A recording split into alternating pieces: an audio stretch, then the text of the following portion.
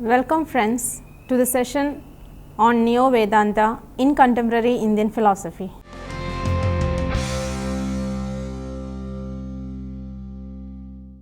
Neo-Vedanta is Vedanta revisited.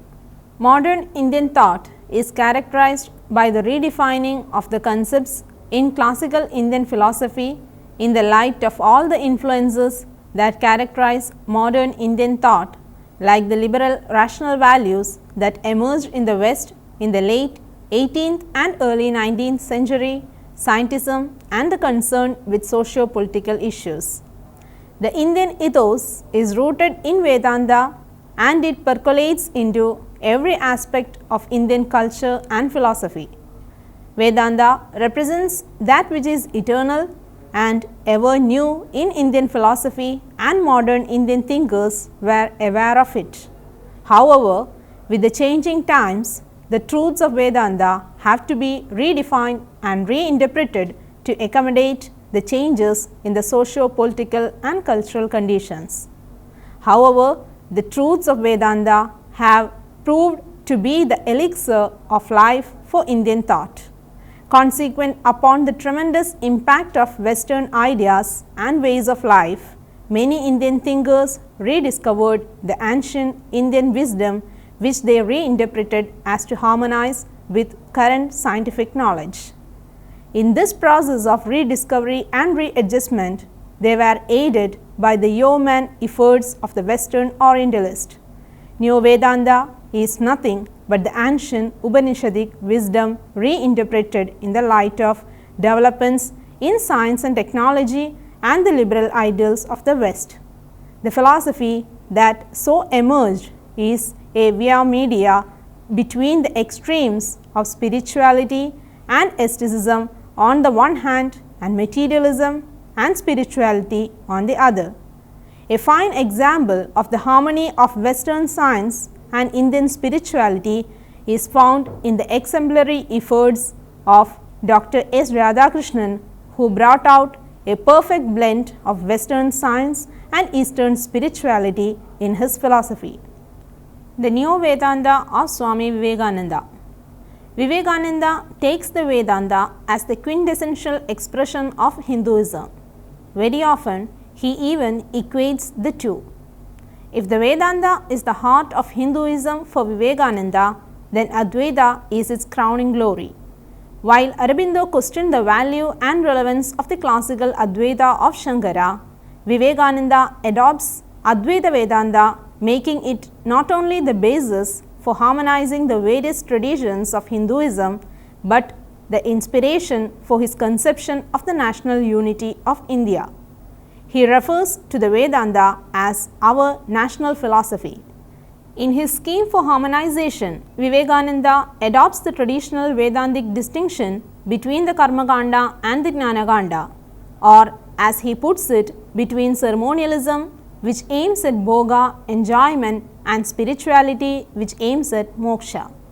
To the former, he assigns the Samhitas and Brahmanas, while to the latter, he assigns the Aranyakas and Upanishads, which he refers to as the Rahasya or esoteric portion of the Vedas. The Moksha Marga is further divided by Vivekananda into the orientations and practices of Jnana and Bhakti. Vivekananda adapts Shankara's division between higher knowledge and lower knowledge, that is, between Jnana proper, which takes Brahman as formless, and Upasana, which worships the Brahman with form. Vivekananda then applies this division to the various sub-schools of Vedanta. The implication is that the dualism and modified non-dualisms of Madhva, Ramanuja, Vallabha and Chaitanya all fall within the lower knowledge of the Bhakti Marga. Like Sri Ramakrishna, Vivekananda extends this harmonization to include all the world's religions. One of Vivekananda's central aims is to revive interest in the Vedanta in India and to foster interest in it abroad. This proselytizing instinct is much more pronounced in Vivekananda than in his predecessors. Vivekananda teaches that India is the home of tolerance and the land of spirituality, and he presents it as his mission to teach this to the world.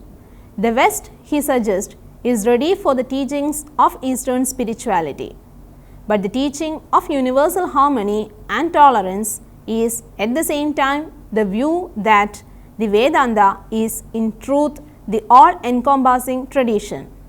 Here, the Vedanta is not just one religion among many, it is the essence of all religion. His primary interest is the national identity of Indians. Realizing the opportunity that now presents itself, he begins to utilize his recognition by the West and Western interest in Vedanta to bring the attention to the Vedanta in India and to generate Hindu confidence in its own traditions. Practical Vedanta. The most distinctive characteristic of Vivekananda's Vedanta is his suggestion that Vedanta needs to become practical. It is here that the modern European elements in Vivekananda's thought are most conspicuous and where we can refer to it specifically as a form of Neo-Vedanta. Shankara clearly separates ultimate soteriological concerns from worldly means and ends. Vivekananda believes he can derive an ethical teaching from the principle of non-dualism. The perception of non-duality is the inspiration for the service to the poor and needy and the metaphysical basis of love, fraternity and egalitarianism. While European thought played an important role in the development of Vivekananda's notion of a practical Vedanta, Indian elements influencing its development also cannot be ignored. Sri Ramakrishna himself had introduced Vivekananda to forms of tantricized Advaita such as the teachings contained in the Ashtavakra Gita and Yoga Vashishta. While he remains theoretically committed to Shankara's Vedanta, Vivekananda also incorporates into his teaching elements not characteristic of Shankara's thought. In his conception of non-dualism, Shankara emphasized the discrimination of the world from transcendent Brahman. For Shankara, Advaita means that Brahman has no other, no second. Vivekananda, on the other hand, emphasizes a monistic version of non-dualism wherein the world is none other than Brahman. This acceptance of the world, which is an aspect of tantric thought in general, lays the theoretical backdrop against which action in the world in accordance with the principle of non-dual ethics becomes possible. In Vivekananda's practical Vedanta, the principles of Vedanta are brought down to earth from the ivory tower of speculation, disseminated to the common man and applied in all aspects of daily life, thereby empowering the people to face the challenges of life with courage and determination. Life is transformed into a spiritual journey with spiritual realization as its goal. Interpretation of Maya. Regarding the classical Advaita concept of Maya, Vivekananda says, "Thus we find that Maya is not a theory for the explanation of the world. It is simply a statement of facts as they exist, that the very basis of our being is contradiction, that wherever there is good, there must also be evil, and wherever there is evil, there must be some good. Wherever there is life, death must follow as its shadow, and everyone who smiles will have to weep and vice versa. Nor can this state of things be remedied. We may verily imagine that there will be a place where there will be only good and no evil, where we shall only smile and never weep. This is impossible in the nature of things, for the conditions will remain the same. Wherever there is the power of producing a smile in us, there lurks the power of producing tears. Wherever there is the power of producing happiness, there lurks somewhere the power of making us miserable. Thus, the Vedanta philosophy is neither optimistic nor pessimistic. It voices both these views and takes things as they are. It admits that this world is a mixture of good and evil, happiness and misery, and that to increase the one must of necessity increase the other. This description of Maya differs from the concept of Maya in classical Advaita, but yet does not contradict it. Classical Advaita Vedanta says that Maya is the power of Brahman through which the world illusion is created. Vivekananda adds that the power is neither good nor bad, it is neutral. Maya's neutral nature can be retained only if Maya is conceived as a name for the fact of contradiction apparent in the world. At places, Vivekananda admits that Maya has a reality from the lower point of view only. He is aware that finally all contradictions have to be resolved and Maya has to be superseded. But he asserts that the superseding act does not completely cancel or negate that which is superseded. He tries to explain this fact with the help of the analogy of ocean and waves. Waves are nothing but water, and yet they have a name and form. If the waves subside, nothing remains but the ocean. But so long as the waves are rising and falling, they have a reality of their own. And even when the waves subside, it is not the waves that have become the ocean, because the ocean is never separate from the waves. Moreover, the subsiding of the waves does not negate the name and form that the waves had assumed. Likewise, even when Maya gives way, it gives way only to find that all the time it was lying within the bosom of Brahman itself. Its being superseded does not take away from it its distinctive role that it had been playing so long. The Neo-Vedanta of Dr. S. Radha Krishnan. As an academic, philosopher and statesman, Sarvapalli Radhakrishnan was one of the most recognized and influential Indian thinkers in academic circles in the 20th century. Throughout his life and extensive writing career, Radhakrishnan sought to define, defend and promulgate his religion, a religion he variously identified as Hinduism, Vedanta and the religion of the spirit. Radhakrishnan's concern for experience and his extensive knowledge of the Western philosophical and literary traditions has earned him the reputation of being a bridge builder between India and the West. Radhakrishnan located his metaphysics within the Advaita Vedanta tradition, and like other Vedantins before him, Radhakrishnan wrote commentaries on the Prasthanatraya, Brahma Sutra and the Bhagavad Gita. As an Advaitin, Radhakrishnan embraced a metaphysical idealism, but Radhakrishnan's idealism was such that it recognized the reality and diversity of the world of experience, while at the same time preserving the notion of a wholly transcendent absolute, an absolute that is identical to the self. While the world of experience and of everyday things is certainly not ultimate reality, as it is subject to change and is characterized by finitude and multiplicity, it nonetheless has its origin and support in the absolute, which is free from all limits, diversity and distinctions. Brahman is the source of the world and its manifestations, but these modes do not affect the integrity of Brahman. In this vein, Radhakrishnan did not merely reiterate the metaphysics of Shankara, but sought to reinterpret Advaita for present needs. In particular, Radhakrishnan reinterpreted what he saw as Shankara's understanding of Maya strictly as illusion. For Radhakrishnan, Maya ought not to be understood to imply a strict objective idealism, one in which the world is taken to be inherently disconnected from Brahman, but rather Maya indicates, among other things, a subjective misperception of the world as ultimately real. Religious pluralism. Radhakrishnan uses his distinctions between experience and interpretation, between religion and religions, to correlate his brand of Hinduism with religion itself. Religion, Radhakrishnan holds, is a kind of life or experience. It is an insight into the nature of reality or experience of reality. It is a specific attitude of the self itself and not other. In a short but revealing passages, Radha Krishnan characterizes religion in terms of personal experience.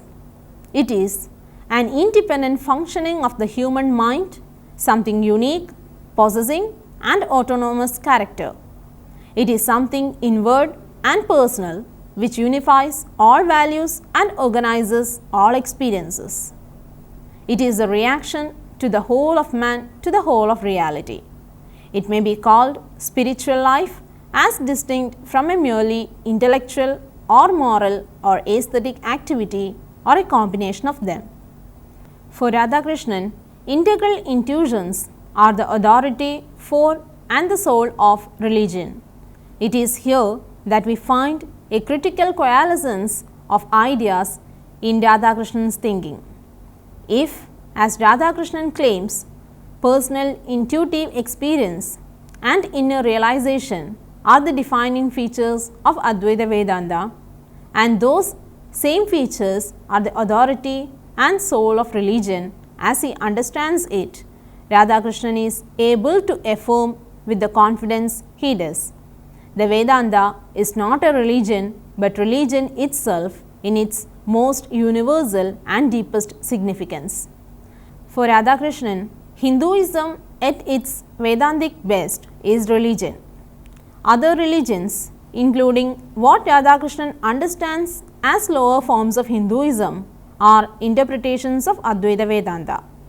Religion and religions are related in Radha Krishnan's mind as are experience and interpretation. The various religions are merely interpretations of his Vedanta. In a sense, Radha Krishnan Hinduizes all religions. Radha Krishnan appropriates traditional exegetical categories to clarify further the relationship. We have spiritual facts and their interpretations by which they are communicated to others. Shruti or what is heard and Smriti or what is remembered. Shankara equates them with pratyaksha or intuition and anumana or inference. It is the distinction between immediacy and thought. Intuitions abide while interpretations change. For Radha Krishnan, the intuitive, experiential immediacy of Advaita Vedanta is the genuine authority for all religions, and all religions as intellectually mediated interpretations derive from and must ultimately defer to Advaita Vedanta. For Radha Krishnan, the religions are not on an even footing in their approximations and interpretations of a common experience, to the extent that all traditions are informed by what Radha Krishnan claims to be a common ground of experience. Each religion has value. At the same time, all religions as interpretations leave room for development and spiritual progress. The Neo-Vedanta of Sri Aurobindo. The philosophical standpoint of Sri Aurobindo is often called integral non-dualism or Purnadvaita. It is an indisputable fact that he is a Vedantin of the non-dualistic school. Yet a profound analysis of his works clearly reveals that his non-dualism deviates considerably from the framework held traditionally by Advaita Vedanta. It is this fact that prompts the student of Sri Aurobindo to inquire and find out the true philosophical framework in which his thoughts have been structured. The metaphysical framework of Sri Aurobindo is undeniably that of the Agamic tradition. The tradition of the Agamas has historically never been complementary to the Vedantic tradition. They have always remained parallel traditions. Sri Aurobindo's philosophy is a product of his independent yogic experiments, and this independent approach has prevented him from being trapped in the framework of any particular tradition. It is in the light of his own discoveries that he has revisited Vedanta from an Agamic perspective. The philosophy of Sri Aurobindo conceives ultimate reality as one without a second. but the manner in which the ultimate reality and its relation to the universe is described marks the point of divergence from the traditional Advaitic standpoint of Shankaracharya. It is here that the Tantric framework in his philosophy becomes evident. Although Sri Aurobindo explicitly uses the terms Shiva and Shakti and Kali to designate the ultimate reality, he more often uses the terms Brahman, Chit and Chit Shakti in his metaphysics. Sri Aurobindo defines Brahman as the reality of things which fills and supports their idea and form.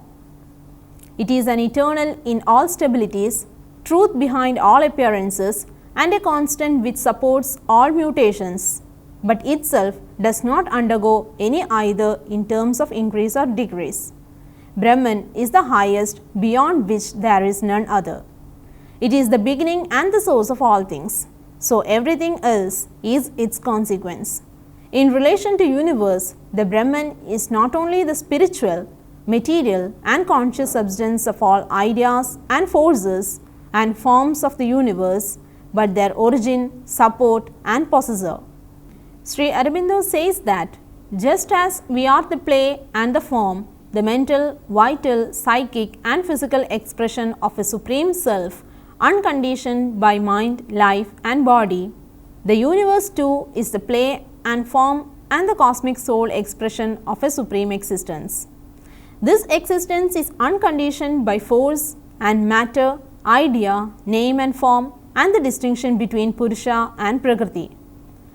Our supreme self and the supreme existence, which has become the universe, are one spirit, one self and one existence. The individual is also an expression of the universal being, an emanation from the transcendence. Sri Aurobindo gives equal ontological status to the transcendental as well as the immanent divine in the form of creation. He uses the term Brahman to denote an absolute which takes all relativities in its embrace. To substantiate his position, he draws our attention to the Upanishads that affirm that all is Brahman, mind is Brahman, matter is Brahman. Addressing Vayu, the lord of air and of life, it is said, O Vayu, thou art the manifest Brahman. Again point to man, beast, birds and insects, each is separately identified with Brahman. O Brahman, thou art this old man and boy and girl, this bird, this insect. The equal ontological status accorded to Brahman and the universe is the most important point of convergence with the agamic metaphysical standpoint. Sri Aurobindo accepts two poises of the ultimate reality, the eternal repose of the Brahman and the dynamic consciousness force. An important question that confronts such a metaphysical standpoint is, how did this dynamic poise come into being? How is it that a movement of force originated in the eternal static poise of Brahman? It is to answer this question that Sri Aurobindo explicitly traces the roots of his metaphysical standpoint to the philosophy of Pratyabhijna. His contention is that force is inherent in existence. Sri Aurobindo explains that represented by the two forms of Shiva and Kali, Brahman and Shakti are two inseparable aspects of the same existence. This force may be at rest or in motion. Even when it is at rest, it exists and is never abolished, diminished or essentially altered. He points out that even Advaita Vedanta must admit that Maya, the power of self-illusion in Brahman, is potentially eternal and it is only a question of manifestation or non-manifestation. He draws a parallel in the Sankhya system also by saying that Sankhya admits the eternal coexistence of Prakriti and Purusha and the alternate states of equilibrium and disturbance of Prakriti. According to Sri Aurobindo, force by its very nature exists in the two alternative states of self-concentration and self-diffusion. He argues that this being accepted, the question as to how the movement of force originates does not arise at all as movement has been accepted as one of the states of force. The potentiality of force must translate itself as an alternative rhythm of rest and movement succeeding each other in time, or else as an eternal self-concentration of force in immutable existence with a superficial play of movement, change and formation like the rising and falling of waves on the surface of the ocean. Now let us summarize. Vedanta is the elixir of life for Indian philosophy. During the long course of development of Indian philosophy and culture, it has had to face many challenges. On all these occasions, the truths of Vedanta have provided the spiritual and moral strength to philosophers to accept and overcome these challenges. The philosophy of the Upanishads, with its strong rational and experiential foundations, have never crystallized into dogmas. They have always lent themselves to interpretations and thereby have adapted themselves to the changing times.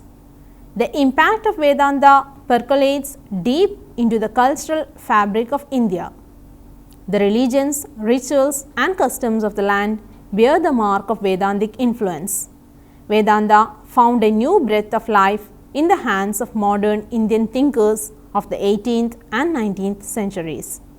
Modern Indian thought as a whole is rooted in Vedanta. Almost all the thinkers of this period have sought to reinterpret Vedanta to bring it closer to the thought currents of their times.